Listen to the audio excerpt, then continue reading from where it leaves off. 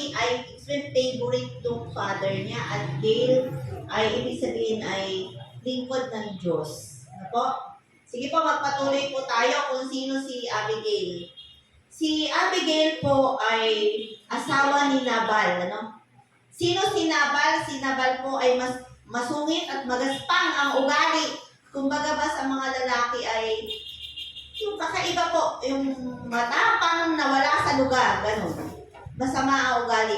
Minsan nabalitaan ni David na ginugupitan ni Nabal ang kanyang mga tupa. Pinapunta ni David sa Carmel ang 10 sa kanyang tauhan at pinasabi ang ganito, sumainyo ang kapayapaan at sa punyong sabayan. Nabalitaan namin, ikaw ay maggugupit ng balahibo ng tupa. Ang mga pastol mo ay makasama namin at hindi namin sila ginambala. Sa halip, tinutulungan namin sila at hindi naligalig na buong panahon ng pagpapastol nila rito sa Carmel.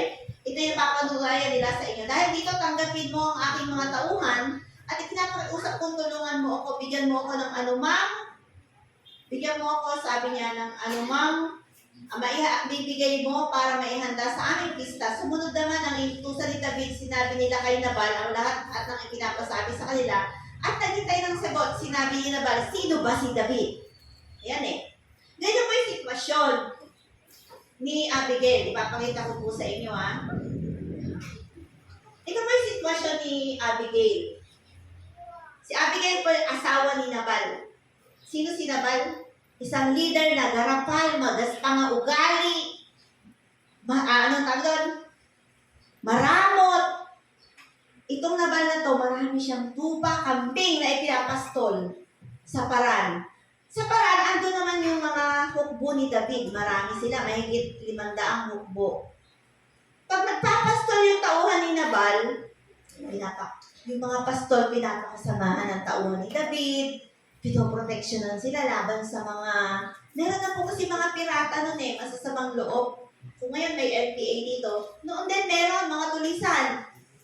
Kaya naman itong si David, nung bago sila magpista, lumapit sa tauhan ni Nabal, yung asawa nga ni Abigail. Sige na, please. Nagsusulisit kami, magpipista kasi kami. Kahit lang ilang tinapay, ilang tupa o kambing ibigay nyo sa amin. I-donate. Para naman may pagdiwang namin ang pista. Total, binabantayan namin yung mga pastol nyo, pinoproteksyonan. Anong sabi ni Nabal? Nung nabalita ang ipinapasabi ko ni David, sino ba yung David na yan? Wala akong pakialam. Ang pagkain namin dito ay pagkain lang ng tauhan ko. Hindi para kung sinong putong lupa na sumulpot lang dito. Wala akong pakialam sa kanya. Sino ba siya? Hindi ko nga alam saan niya sumulpot. Alam niyo, itong balitang ito, narinig ng tauhan ni Nabal. At itong tauhan ni Nabal, kunwari si Norman yun, narinig niya, sabi niya, aba, hindi ito maaari. Si David ay magaling na mandirigma. Pag nalaman to ni David, patay kaming lahat. Susuburin kami, mamamatay kami, pati mga anak namin. So, anong ginawa ng tauhan na to? Karakter, alam niya kasi si Abigail ay babae na simple, mahusay mag-manage ng kabuhayan. At kahit ganun yung ugali ng asawa niya, kaya niyang dalhin. Amen? Sino pa yung mga babaeng ganun? Yung kahit yung asawa ay hindi madiskarte, kahit yung asawa ay, kaya niyang dalhin yung pamilya niya. Amen? O, anong ginawa? Naku, itong alipin na to, kunwari nga si Sir Norman, pumunta siya kay Abigail, kunwari si Ate Glossy, pumunta siya. Mahal na Reyna, sabi niya, ang inyo pong asawa, pinagwikaan ng masasama.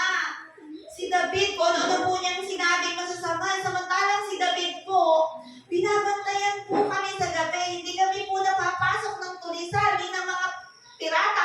Wala pong nawawala ni isa sa tupa niyo, sa baka niyong 2,000, sa kambing niyo wala. Sapagkat pinoproteksyon na kami ng tauhan ni David. Tapos humihingi lang ng konti si David, ayaw bigyan ng asawa niya. Pinagwikaan pa ng masama. Naalarma po si Abigail, naalarma siya. Hindi niya pinapaalam sa asawa niya, nagpaplano na siya. Habang nagbabalita, yung tauhan ni Abigail, nagbabalita din na may tauhan ni David sa paran. Ang sabi ng tauhan, mahal ng David, napakasama ng ugali ng Nabal na yan. Ito po yung sinabi sa inyo. Alam niyo naman po ang kwento, pag naisalin, halimbawa ikalawa dito, sinampal yung anak mo. Kaya pinagwika ng sama. Pagdating sa ikalawa, sinampal at ninapirot na ikaw, pati tenga. Pagdating doon, inambaan na. Parang balitang kotsero. Parang dalawang babae lang yan magkasama. Magkasama lang kwentuhan yung babae lalaki. Pagdating dito, magnobyo na. Pagdating doon, buntis na. Ganun po. So nagalit si David. Ano pong sabi ni David? Eto, sobrang galit po ni David. Tingnan nga po natin sinabi niya. Nang marinig ito, nagbalik kay David, sabi. Matindi sinabi ni David, tingnan po natin. Ito po, tingnan po natin ha. Sabi ni David, ihanda ninyo ang mga taba. Ayan, ito na yung reaction, ano? Kayo po, paano pag nakakarinig din kayo masamang balita? Paano ba yung ginagawa ng reaction? Minsan ganun po tayo, ano? Yung bugso ng dugo, bugso ng damdamin na nadadala tayo. Ihanda ninyo ang mga taba. Humanda naman ang 400 sa mga tauhan na sumama sa kanya at naiwang ang 200 upang magbantay sa kanilang mga daladalahan. Ayan. Naghanda sila.